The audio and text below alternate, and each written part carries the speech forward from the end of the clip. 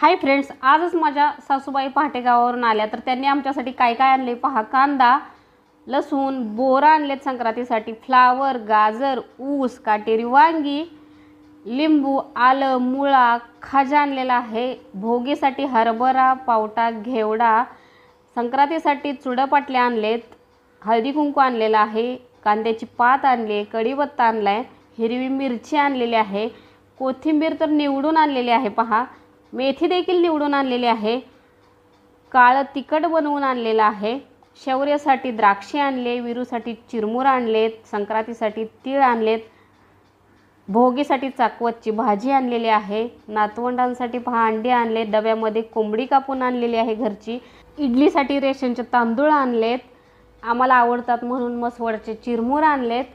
तुमच्याकडे संक्रांतीला चुडपाटल्या घालतात का हे कमेंट करून नक्की सांगा. व्हिडिओला लाईक करा आणि चॅनलला सबस्क्राईब